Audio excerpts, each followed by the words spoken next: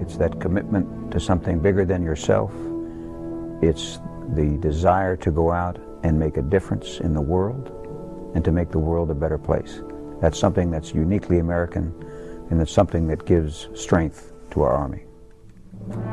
For 232 years, American soldiers have been viewed by people all around the globe as the strength of this nation.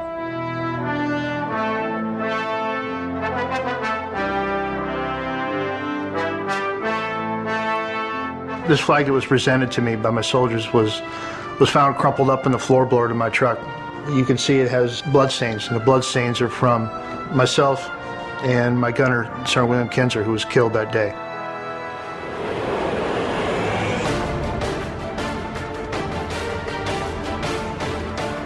Why did I join? I joined after 9/11.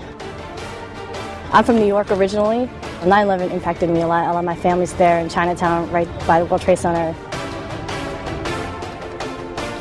It made me feel like I was making a difference, not only in my life, but I was actually writing a page in history. I had been deployed in 2003 through late in 2004. I just felt compelled that I needed to volunteer again and help more. I'm in the Army because I feel as an American woman it's my duty. We have freedoms that other countries aren't allowed to have, especially as a female. I'm able to wear the uniform and protect those freedoms.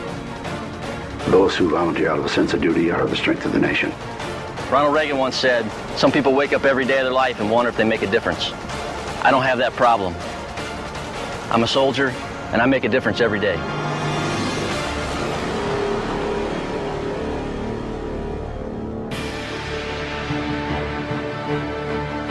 Our 7 Army values and our warrior ethos have been at the core of who we are. The Army values is what you live by. They're what make a person who they are. Weapons come and go. Organizations come and go. It's our values that are what make us strong. Loyalty, duty, respect, selfless service, honor, integrity, and personal courage. The main reason why I joined is personal courage. They're American values, the same values that our forefathers used when they founded this country. We've been defending this nation for over 200 years. We've carried that tradition along with us to this very day. That's what makes us the strength of the nation. Whether it's in the Revolutionary War, the Civil War, or today on today's battlefields, everything that the soldiers do today are reflections on the unit traditions to uphold for future generations.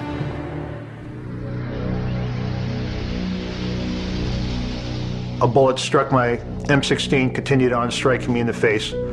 Continued on breaking out 7 teeth, shredding my tongue. The bullet turned, went down my throat, and lodged in the back of my throat and caused an arterial bleed. The first thing out of my mouth was how soon I could go back.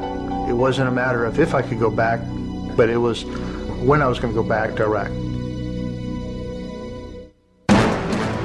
My grandfather was a combat medic in World War II. By me serving, I'm carrying on his legacy. I'm very honored to do that. I know what I went through in combat from a battle to Ball John, and I feel a closeness, a camaraderie that it's hard to explain. But I feel it every time I see one of them, especially the ones that are over there in harm's way. It is a continuum. I really believe that. Are they the same as the guys in World War II? Yeah, they are. And World War I.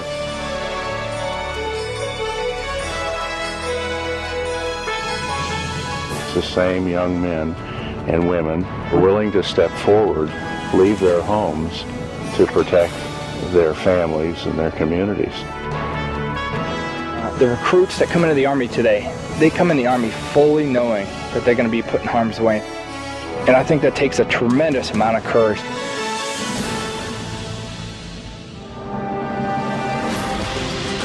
Army Strong means the ability to be a soldier. Not everybody has the mettle to do that. People that can are Army Strong. We bring that strength to the nation. one team working together, everyone playing off each other's strengths. Mentally, physically, emotionally strong, tough. Those are the things you need to do our job. It's a human dimension of combat. It is the soldier on the ground that wins the day. It will always be that way.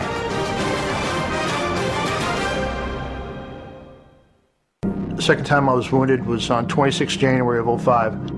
Two insurgents from behind a wall fired two armor-piercing RPGs at point-blank range at my truck. Left me with a laceration and a compressed skull fracture to the head, and the injury so severe to my left leg that it required to be amputated.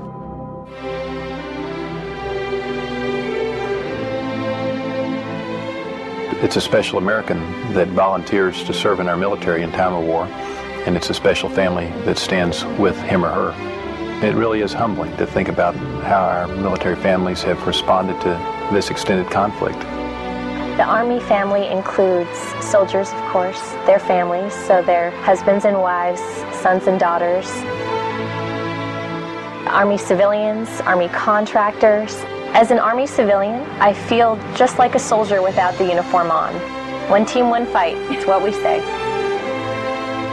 We are the American people. We're the sons and daughters of America, and they understand what we do. The sacrifices that not only we have to make, but our families as well.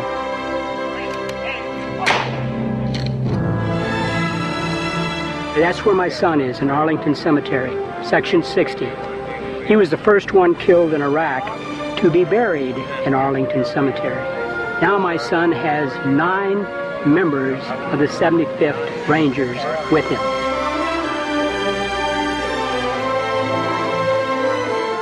We've been in a long fight in the global war on terror. Our families are taking a toll just as much as the soldiers, so it's important to give them as much support as we give the soldier.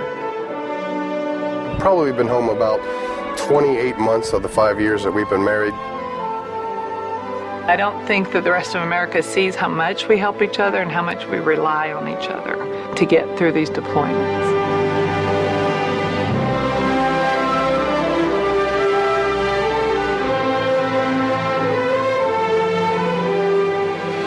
My proudest moment was probably when my husband came home from his first deployment.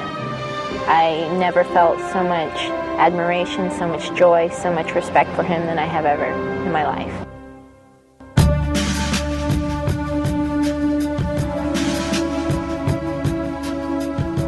What's different about an American soldier in today's all-volunteer force is they're not just Americans who have benefited from the great wealth of this nation and the great freedoms of this nation.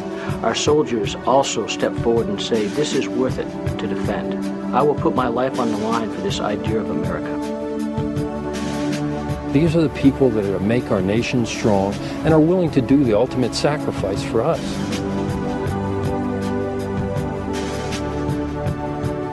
One day, my son said, what do you think about me joining the Army? He thought that I would be angry with him for joining the military after what happened to me. Here's a kid that joined the military after he was called to his old man's hospital bed twice while he was on life support, but yet he saw something in the military to still enlist in today's Army. My son, PFC Chase Jurgensen now.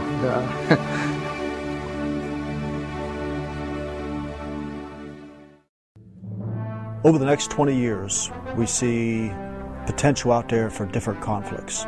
We must ensure that our units and our organizations are the best trained, best manned, best equipped, so that from generation to generation, just as we've done in the past, we can ensure that America's Army remains the strength of the nation. You ask about the strength of our nation and the strength of our military. I say look no further than that.